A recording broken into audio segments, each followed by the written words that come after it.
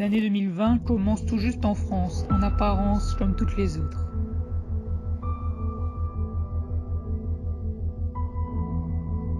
Des milliers de personnes sont rassemblées sur les Champs-Élysées, inconscients de ce qu'ils vont vivre pendant les 12 prochains mois.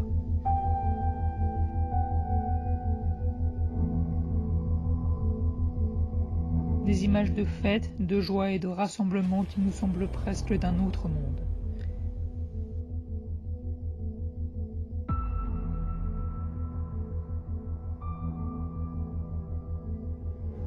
Car si 2020 s'annonçait être une belle année, dès le début, tout a basculé.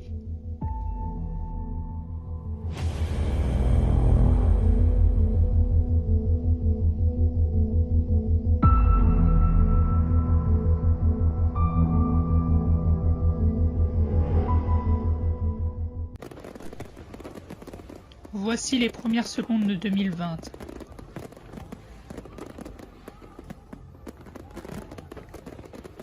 Du moins pour la France, car si ici la fête est bien au rendez-vous, de l'autre côté du globe le feu n'est pas d'artifice, c'est un brasier qui enflamme un continent tout entier.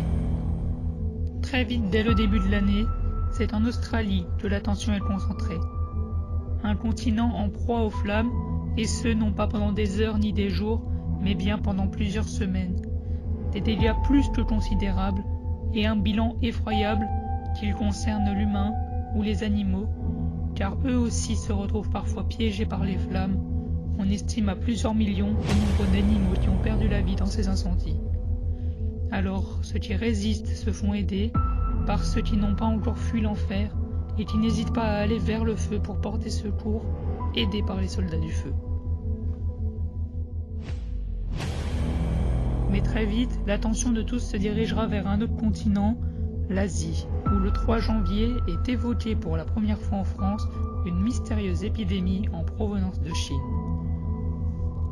Un virus que l'on appelait à l'époque 2019 nCoV, environ 1 millier de cas dans le pays, qui a très vite pris une décision forte que le monde découvrira peu à peu, le confinement. Et lorsqu'en Chine, le confinement est décrété, pas question de sortir de chez vous sans une bonne excuse. Vous êtes surveillé. Mais si de son côté le pays a vite réagi, à des milliers de kilomètres de là, en France et dans l'Europe, c'est l'inquiétude que le virus arrive chez nous qui est présente. Jusqu'au 24 janvier, où l'annonce est faite de 3 premiers cas de contamination au Covid-19 en France. Entre le 24 janvier et le 24 février, 9 autres cas seront détectés, soit 12 au total, et une personne décédera du virus, un patient de 80 ans en provenance de Chine. Mesdames et messieurs, j'ai été informée hier soir du décès du patient de 80 ans qui était hospitalisé à l'hôpital Bichat depuis le 25 janvier dernier et qui était atteint donc d'une infection pulmonaire par le coronavirus. Le virus se propage peu à peu en France, mais également dans le reste de l'Europe, en Allemagne, en Italie, en Espagne, et gagne peu à peu de nouveaux pays et de nouveaux continents jusqu'à atteindre les États-Unis où Donald Trump, le président américain, a très vite pris les devants. My fellow Americans, tonight I want to speak with you about our nation's unprecedented response to the coronavirus outbreak that started in China and is now spreading throughout the world. Today, the World Health Organization officially announced that this is a global pandemic. To keep new cases from entering our shores, we will be suspending all travel from Europe to the United States for the next 30 days. The new rules will go into effect Friday at midnight. These restrictions will be adjusted subject to conditions on the ground. Une mesure forte qui n'empêchera pas de faire les États-Unis le pays le plus endeuillé dans les semaines et les mois qui suivront. Retour en France, où en ce début de mois de mars, c'est le temps de l'observation au gouvernement, avec chaque soir un point de situation du professeur Jérôme Salomon, le directeur général de la santé, avant que le président de la République ne prenne la parole pour une première allocution consacrée au Covid-19 le jeudi 12 mars. prise de parole qui se veut rassurante et qui vise principalement à l'information, même si déjà les premières mesures sont annoncées. Dès lundi et jusqu'à nouvel ordre, les crèches, les écoles, les collèges, les lycées et les universités seront fermés. 12 millions d'élèves, de tous niveaux confondus, privés de leur établissement scolaire pendant plusieurs mois. Certains ne retrouveront même jamais le chemin des cours avant le mois de septembre. Dans toutes les familles, il a fallu trouver des solutions pour assurer les cours en visioconférence ou recevoir le travail sur les plateformes mises à disposition. Une mesure qui en précédait une autre. En lien avec le président de la République, j'ai donc décidé, jusqu'à nouvel ordre, la fermeture, à compter de ce soir minuit, de tous les lieux recevant du public non indispensables à la vie du pays. Il s'agit notamment des restaurants, cafés, cinémas, discothèques. Les restrictions s'enchaînent au fur et à mesure que l'épidémie s'accélère. Fermer les écoles et tous les lieux ne suffisaient pas. Une mesure radicale devait être prise. 4 jours seulement après sa première allocution, le président reprend en urgence la parole et décrète à son tour le confinement sur le territoire. Dès demain, midi, et pour 15 jours au moins, nos déplacements seront très fortement réduits. Dès le 17 mars, les rues se vident. La France travaille à distance, hormis quelques exceptions.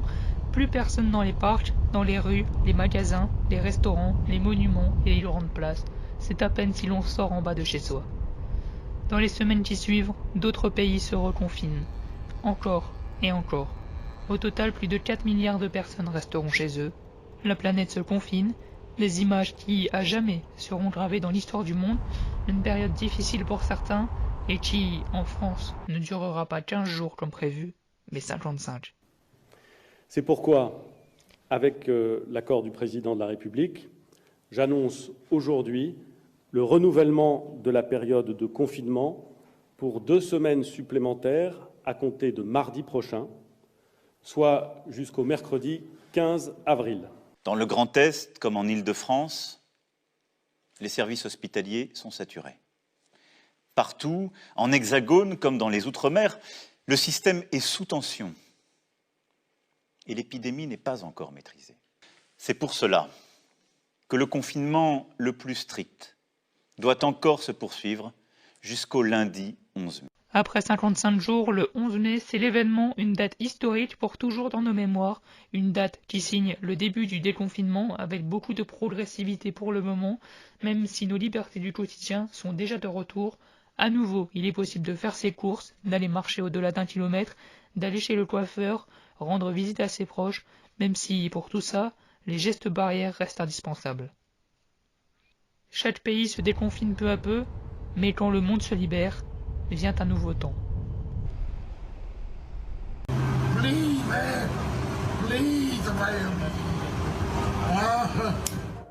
Dans le même temps, la crise sanitaire continue et alors que le virus semble s'éloigner de plus en plus, les restaurants réouvrent leurs portes. La France redevient peu à peu comme avant et avec 3 mois de retard, les élections municipales se tiennent enfin. Et à l'issue de cette dernière, le Premier ministre Édouard Philippe est élu maire du Havre. Il remettra quelques jours plus tard sa décision de démissionner au président de la République, qui l'acceptera et qui nommera Jean Castex pour succéder au rôle de Premier ministre, le chargeant de former un gouvernement qui sera dévoilé 3 jours plus tard. Certains ministres, en plus du Premier ministre, quitteront le gouvernement, comme celui de l'Intérieur Christophe Castaner, remplacé par Gérald Darmanin. D'autres restent à leur place, comme Jean-Michel Blanquer et Olivier Véran, respectivement ministres de l'Éducation et de la Santé. D'autres encore font un retour au gouvernement à d'autres postes. Roselyne Bachelot, ministre de la Santé il y a quelques années, devient cette fois-ci ministre de la Culture. Quelques jours après ce remaniement gouvernemental, la France célèbre la République avec les traditionnelles festivités du 14 juillet qui, cette année, compte tenu des mesures sanitaires, se font sans public.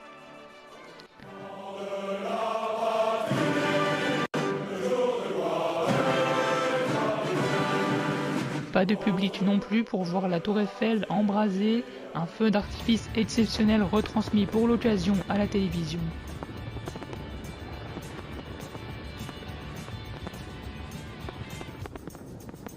Si une fois de plus la France fait la fête, À des milliers de kilomètres de là, un autre pays va bientôt se meurtrir. Le 4 août, aux alentours de 18 h, un incendie se déclare dans un entrepôt du port de Beyrouth au Liban. Les pompiers arrivent rapidement sur les lieux, mais ignorent que derrière les portes du bâtiment en flammes sont stockés 2750 tonnes de nitrate d'ammonium, un engrais hautement inflammable. Sur les balcons, dans la rue, en voiture ou en mer, on filme l'incendie, certains une première explosion.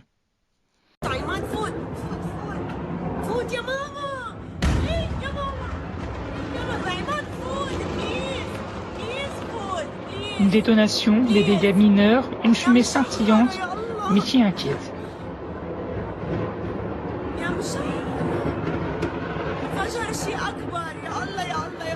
Une inquiétude, mais personne ne se doute que dans quelques secondes, le drame va se produire.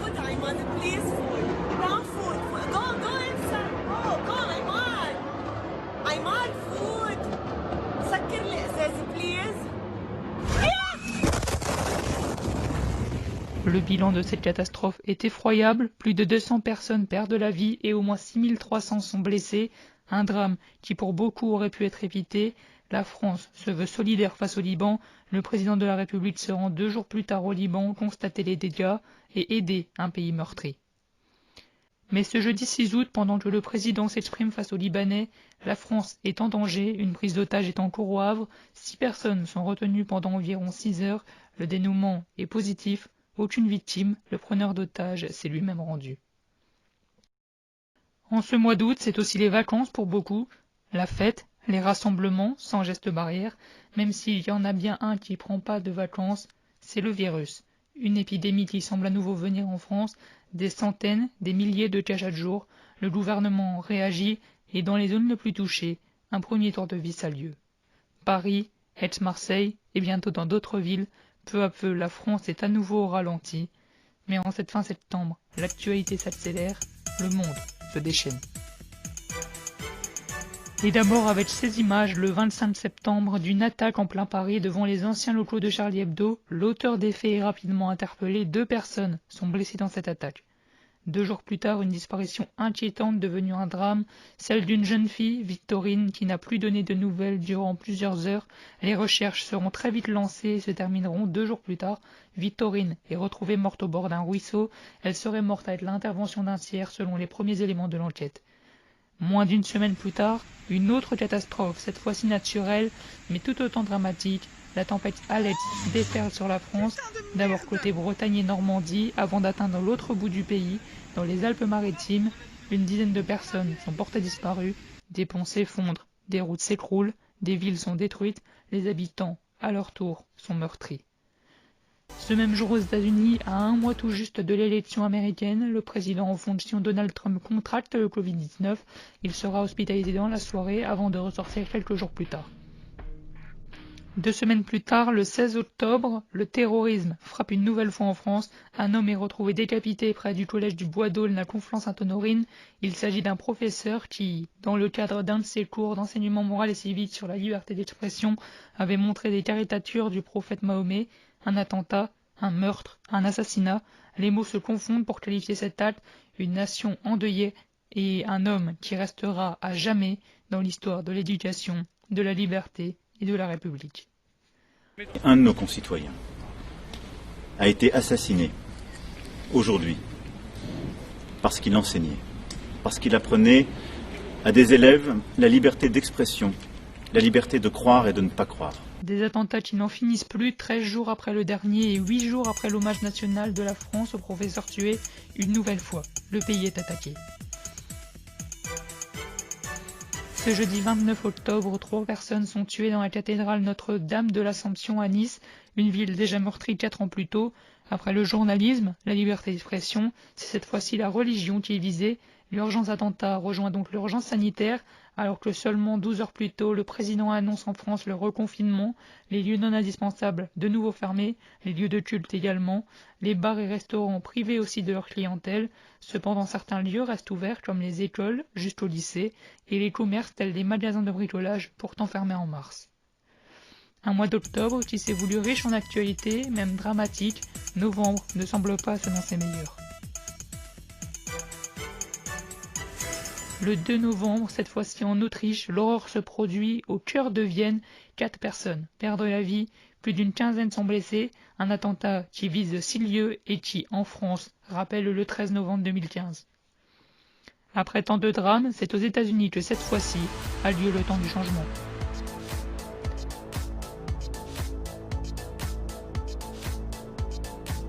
Une élection présidentielle en Amérique, inédite, pleine de mystères, et 4 jours interminables où l'attente d'un nouveau président est présente, mais le 7 novembre, peu avant 17h30, l'information tombe. Joe Biden est élu le 46e président des États-Unis, mais Donald Trump refuse cette défaite et saisit la justice. Toutes ses plaintes seront refusées. Un changement dans un pays où la situation sanitaire est ô combien préoccupante. Le pays est celui qui recense le plus de cas, des millions. Un virus qui emporte n'importe qui, même les plus grands hommes. L'ancien président de la République, Valéry Giscard d'Estaing, s'éteint des suites du Covid-19 à l'âge de 94 ans le 2 décembre au soir. On annonce la mort en direct ce soir à 23h06, la mort de l'ancien président Valéry Giscard d'Estaing. C'est l'agence France Presse qui nous annonce donc le décès de Un homme Valéry qui, Giscard d'Estaing. 39 ans après avoir quitté l'Élysée, reste en mémoire. C'est sous sa présidence qu'il y aura entre autres eu le divorce par consentement mutuel, la majorité civile à 18 ans et tant d'autres réformes. Un président qui ne souhaitait pas d'hommage national, son souhait a été respecté et il fut enterré dans la plus stricte intimité familiale. Une fin d'année où le sort semble vouloir s'acharner, mais finalement le mois de décembre n'est pas négatif, l'actuel président non plus. Il sera testé positif à son tour au Covid-19 le 17 décembre. Le lendemain, une légende de la télévision française tire sa révérence. Après 33 ans aux commandes du journal de 13h, Jean-Pierre Pernaut quitte la présentation du journal de la mi-journée sur TF1. Donc j'arrête. Avouez qu'à mon âge, on peut avoir envie d'un autre rythme. J'ai une pensée pour ma femme qui était là tout à l'heure, pour ma mère qui pendant 30 ans n'a jamais manqué. Et voilà, et je craque. Elle n'a jamais manqué un journal, elle nous regarde sans doute de là-haut, mais je vous abandonne pas pour autant. Le papa, le papy, le patron de l'information qui en a inspiré plus d'un, il laisse sa place à Marie-Sophie Lacaro, anciennement sur France 2, pour une nouvelle année. Et si pour Noël, les pays se mettaient d'accord, le 24 décembre entre Londres et l'Europe, un accord pour le Brexit est trouvé. Une joie un jour, un drame toujours. À l'heure américaine, il est environ 6h30 ce vendredi 25 décembre lorsque la ville de Nashville dans le Tennessee est secouée par une violente explosion. D'importants dégâts sont à déplorer, mais un bilan humain qui reste relativement faible, seulement 3 blessés dont les jours ne sont pas en danger, et cela car la police était prévenue à l'avance de l'explosion. 1 heure avant, ils sont appelés pour des coups de feu. En arrivant sur place, ils ne trouvent personne, mais repèrent un camping-car suspect. Le véhicule diffuse un message enregistré appelant à l'évacuation immédiate de la zone. Une bombe pourrait exploser de manière imminente dans les 15 prochaines minutes selon certains.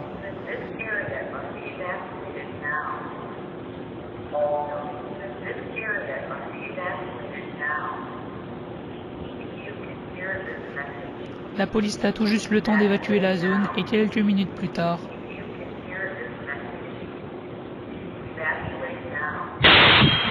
la bombe explose. Pour cette fin d'année, retour en France où une première a lieu, le vaccin arrive sur le sol français et les premières personnes, d'abord les plus âgées et ceux en EHPAD, reçoivent les premières doses de vaccin. Un exploit ici, un vaccin en appelle 1 an. Des milliers de personnes s'en réjouissent, d'autres restent sceptiques. Le président annonce une nouvelle arme contre le virus, une arme, mais le virus est toujours là et la situation sanitaire se dégrade au fil des jours et des semaines. Face à cela, et pour limiter les risques pendant les fêtes, le gouvernement a instauré un couvre-feu, sauf le soir du réveillon de Noël, mais pour le passage à la nouvelle année, c'est chacun chez soi que cela devra se passer. All the dreams of children, once lost will all be found. That's all I want when Christmas comes to town. En bref, cette année 2020 aura été rocambolesque, dramatique, imprévisible, inédite, pleine de rebondissements, pour un monde qui change, évolue, mais qui continue sa route, prêt à embrasser 2021 et repartir pour 12 nouveaux mois, une année que le monde espère meilleure, plus saine et plus sereine, même s'il faudra continuer de rester prudent.